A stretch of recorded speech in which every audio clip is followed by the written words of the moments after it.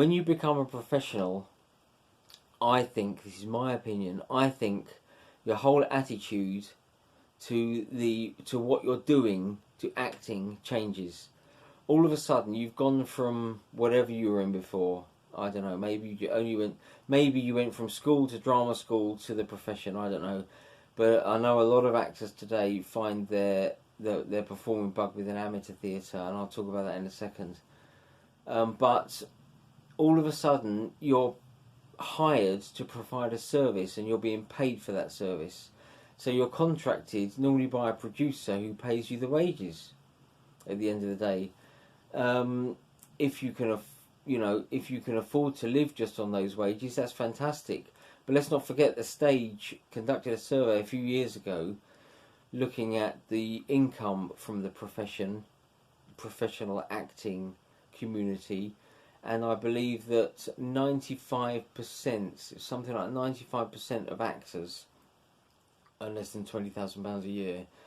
5% of actors earn £20,000 or more, and of course most of that 5% is going to barely earn that 20,000 and just above it. It's only the very cream of that 5%, the very slither, that are going to earn the big bucks that you see on Graham Norton every Friday night and that kind of thing.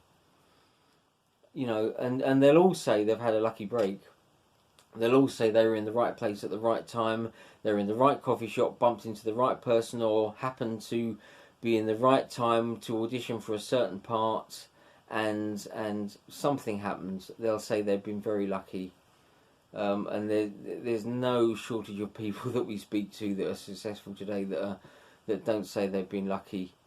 Whether it's Michael Crawford, who had a singing lesson above Andrew Lloyd Webber and Sarah Brightman in the kitchen below, waiting, turned up early for Sarah's operatic lessons, singing lessons for musical theatre, and then the singing coach was still dealing with Michael. Andrew Lloyd Webber heard him, went upstairs and said, "Who was that who just left?" He said, "It's Michael Crawford." He said, "I think we found our phantom." People will say they've been in the right place at the right time all along. There's no one that kind of is successful today that says they're not. And it carries on like that all the time. And that's what I think. I know there are going to be people in the profession who are going to say, and probably it's absolutely true, that it hasn't changed for... They've always loved acting. That's why they wanted to become a professional. They never considered staying in amateur theatre or getting into amateur theatre for whatever reason. And they love what they do. And even though they're being paid for it, it's seen more as a bonus rather than a job. There will be people like that, I know. Okay, I'm not talking about those people. I'm talking about the majority of people that for them it is a career now, it is a job, it is a way that they've chosen to pay the mortgage, to pay the rent. If you can do it, it looks quite achievable, doesn't it, to get to the top of that tree? But once you're at the top, only very few people can stay at the top all their life. The Judi Dench's, the Ian McKellens, the Derek Jacobys. There's only a few people that are able to stay at the top.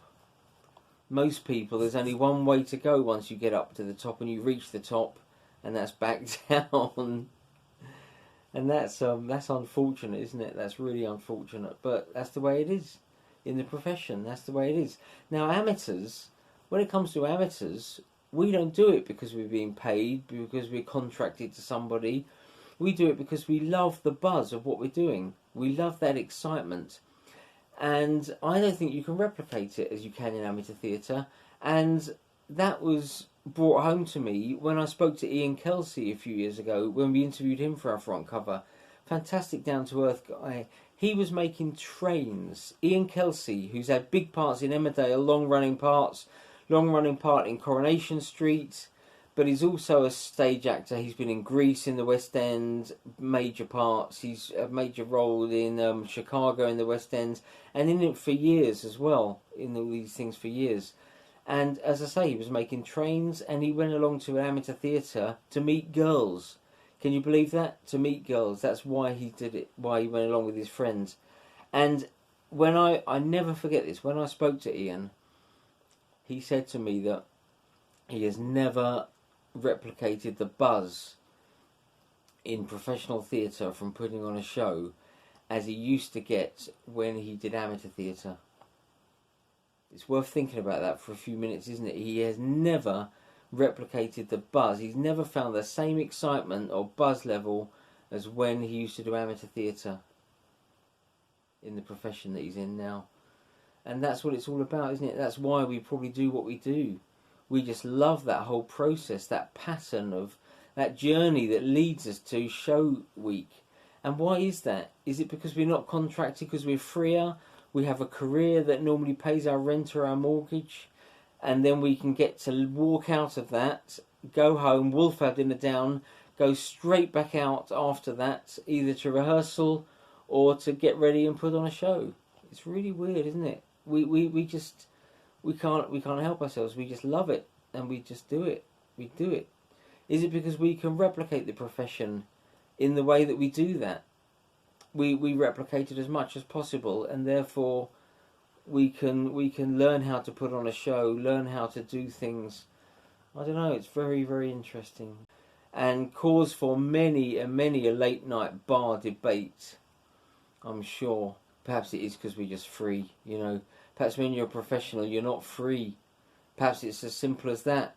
Perhaps you feel like you're going to be free, but when you get into the profession, you're not. You know, you were playing Hamlet or Lady Macbeth for your amateur society, but you got into the profession, and now you're playing third citizen.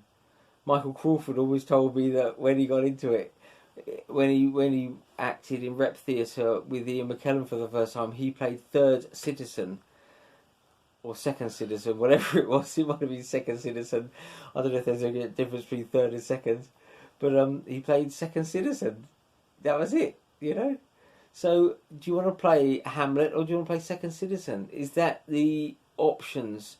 There's frustrations, I know, on both sides. You know, the professional will think, what have I done? I'm playing second citizen. I used to be playing Hamlet. Why did I have to do this? And I'm struggling to pay the mortgage now. The amateur will be frustrated because they'll think, why didn't I go for it years ago? And I don't know. But in amateur theatre, if you're happy to stay in amateur theatre, we're free, aren't we? We can do what we like. You know, we can do what we like. We love it. And I love it. And it's fantastic.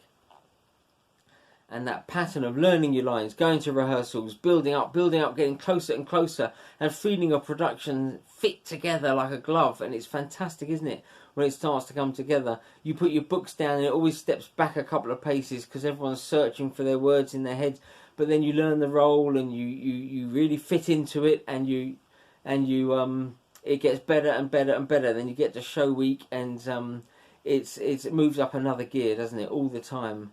And I think that's because in amateur theatre we can do what we like. We just enjoy what we do. We go out, we love it, and we love performing to that crowd. There's nothing like it. There's no other, if you want to call it a hobby, call it a hobby. But there's nothing else like it in the world. There's no other hobby. If we're all hobbyists, there's no other hobby like it in the world, is there? Where there's a pressure that isn't there anymore, and therefore you can direct that focus somewhere else, can't you? I know I certainly can, and I hope a lot of you can as well. Otherwise, I'm talking complete gibberish, but I don't think I am. I don't think I am. So, professionals, if you're in the profession, that's great. But as an amateur, you can never take our freedom.